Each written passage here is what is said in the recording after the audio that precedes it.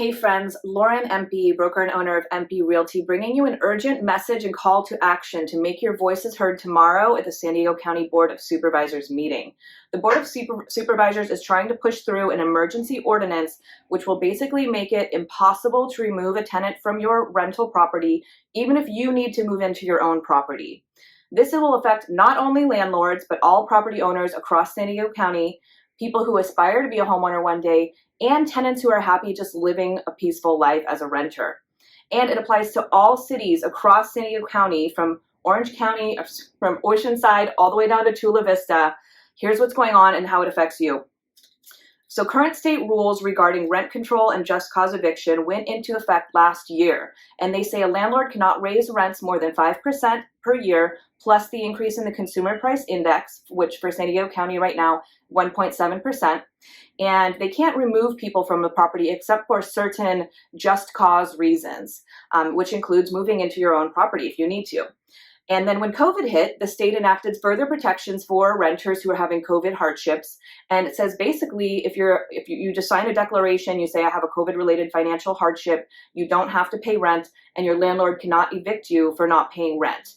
That rule is currently in effect still, set to expire on June 30th, but most likely it's going to be extended until September 30th.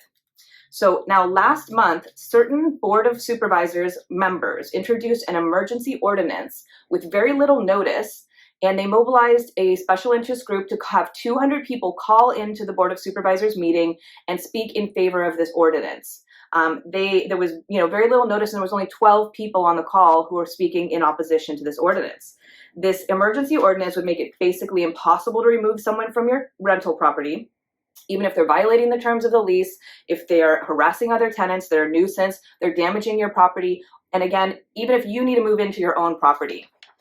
And it goes as far as saying that if the tenant feels pressured to leave, then the landlord is liable. So it's extremely overreaching, and it's also going to affect the real estate market in broader ways. If you're hoping to buy a home right now, you probably know that the market is absolutely insanely starved for inventory, and there are bidding wars at almost every listing. This is removing at least another 10% of potential inventory from the market, because you can't sell a property if the tenant can't be asked to leave. Even after the buyer buys it, even if they haven't been paying rent, the buyer can't move into their own property. So, there's finance. You can't finance a property if you can't move into it, because most properties are financed as a personal residence. So anyway, side note, it's also going to affect tenants, people who just want to live their life peacefully and rent their property, because it means your landlord can't remove your crazy neighbor who's making everyone's lives miserable. So it's really important. It affects everyone. There's also a rent control element to this ordinance you should be aware of, and it's basically saying that, sorry state, we're going way beyond what you said. Landlords can now not raise rent at all whatsoever, other than the increase in the consumer price index, which again is 1.7%, which is completely crazy because our property taxes go up 2% every year. The cost of construction materials has gone up probably 20% since COVID hit. So when you're making repairs to your properties, it's costing you more. The cost of water, power, everything has gone up. So it's really preventing landlords from keeping up with their own costs. And the worst part is there is no specific end date to this ordinance. The way it's drafted is very vague. It's sort of an either or situation, and it could possibly be tied to a certain amount of time after the governor lifts the state of emergency in the state, which he has shown no indication of doing anytime in the foreseeable future. Basically, the pandemic's going to have to be over before that happens. So it basically would eviscerate the value of real estate as an investment, and it's going to further exacerbate the crisis we're seeing in the market for people who are trying to buy a home.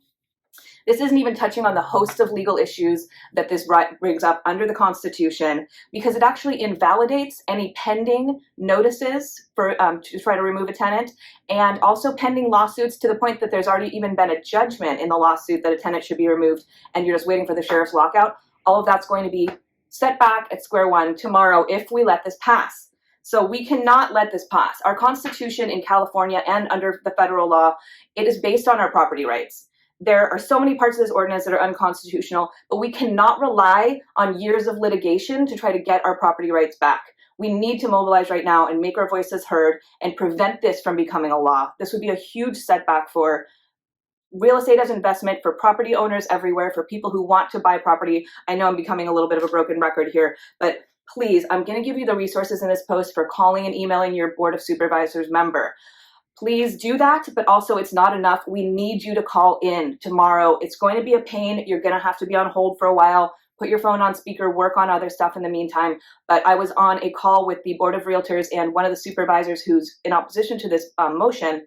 And he said, really the only way for the other supervisors to understand, apparently a couple of them are maybe newer or unfamiliar with these issues, is to make our voices heard. There can't be 200 people in favor and 2 people opposed and expect it to not pass.